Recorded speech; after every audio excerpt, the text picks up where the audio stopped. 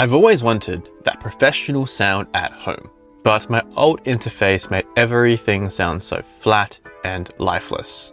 I was this close to giving up until I found the UAD Apollo Solo.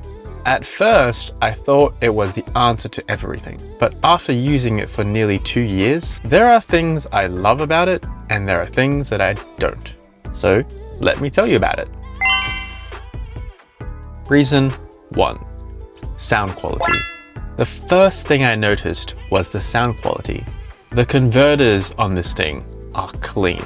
My vocals had depth, space, and clarity in a way I'd never heard before in my room. Now, it wasn't night and day. It was like going from a foggy window to clear glass. Suddenly, what I recorded actually sounded musical. I pair it with my microphone of choice, the SM7dB. It just works. Now, it's no Neumann quality preamp that is, kind of way up here with a price tag that's way up here. But for what I do, it's more than enough for a professional sound. For the first time, I felt like I could trust my recordings. That confidence alone changes the way I perform. Because in my mind, I feel like I have confidence in this, I can sing better, I can perform better. Reason 2, the Unison preamps. Honestly, this blew my mind away.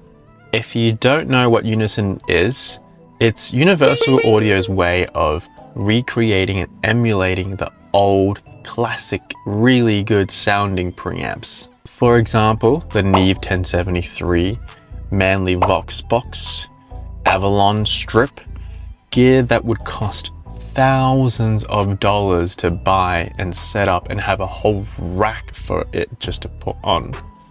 Available with just a few clicks. Suddenly, my vocals just sounded mind-blowing. It's like they're running through the real thing. For me, I love the 1073. I drop it on all my recordings, even voiceovers.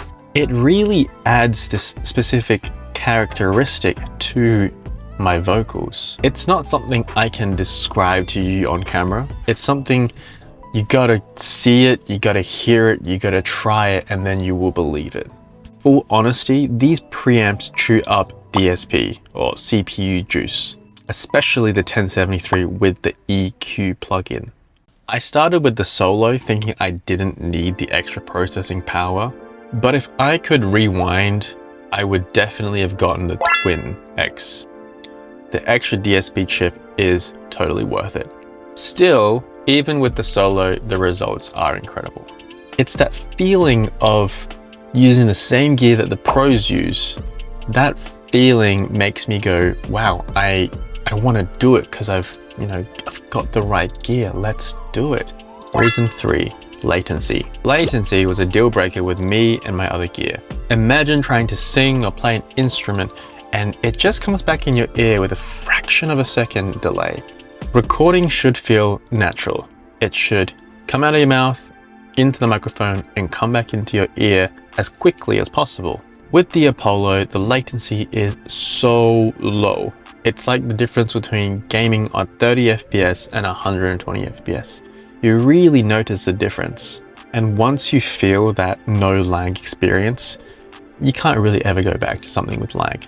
And that makes recording fun. No frustration, no second guessing, just flow while you're in the zone. Reason 4, portability and design. Another reason why I went with the Solo was portability. I thought that I would be traveling around the world, going to different cities like a superstar and just recording on the go. The Apollo Solo is USB bus powered, so it's plug and play, and it doesn't need a power supply. So I thought I can carry this with me wherever I go. And it fits right in my backpack.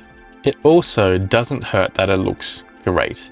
It matches the aesthetic of my MacBook. I have a silver MacBook with a silver audio interface. And whenever I look at my desk, I just go, It feels like I'm really getting into my creative space when I sit down and turn it on. Now, funny enough, I didn't actually travel with it. I didn't go around. I don't have a travel bus like Logic does or that Drake does. I actually just make music at home, and part of me still regrets not getting the twin for extra DSP. Reason 5, software. Let's talk software. This is where it's kind of a problem for Windows users. It's not really made for Windows. I read in my comment section about the UAD Solo, and a lot of people were complaining about the UAD drivers sucking. I have run into one problem once, but apart from that, it seems to flow pretty good, touch wood. I used to use Apple's Logic workstation, and it was expensive, but the price wasn't the problem. The problem was I always struggled with the bounces. What I mean by that is the Logic bounce does not sound the same when I play it back in the mixing session. But when I got the Apollo, I tried Luna, which was free and it came with it. I got hooked. It's kind of like Pro Tools with the whole layout, but it's free and it sounds great. Luna integrates with the Apollo seamlessly. It's like the Apple ecosystem. The workflow feels smooth, the mix sounds clean, it sounds pretty much the same as the mix and the bounce, and it makes me feel like I'm working in a professional environment, which is inspiring and motivates me to keep moving. I can't afford Pro Tools right now. It's just too expensive for me as an indie artist, and I can't justify it. But with Luna, I don't feel limited. It gives me pro workflow for free, and that is already a win. Let's talk about what I don't love about it. DSP limitations. This would be my biggest frustration about the Apollo Solo. I love the UAD plugins. There's no doubt about it. But the Apollo Solo just doesn't have enough DSP to handle the vocal chain that I run. And I only run like 3 plugins, 4 max. One is the Neve 1073 Auto-Tune, and then I like to add a compressor and then EQ on that. So that's about 4. Only problem is these 4 are demanding plugins, and then I also want to add a reverb on top of that. I mean, it's not that much to ask for, but one DSP chip cannot handle that much, which is kind of disappointing. It does kill my creative workflow and I am limited, so I usually just turn off my reverb. Battery drain on MacBook. I didn't realize this at first, but the Apollo Solo drains my battery juice quick. I was halfway through the day and I was realizing why my MacBook was struggling to just keep up with the demands, and it died like halfway through the day. And the next day, the phenomenon didn't happen. I lasted all the way to nighttime. The only difference was I didn't have the interface plugged in the second day, and that made a big difference. So yeah, it drains pretty hard. Auto reboot annoyance. Another small thing that's super annoying is that when I close my MacBook or turn it off and shut off, the power somehow just keeps going to the USB plugs and it goes into the Apollo Solo.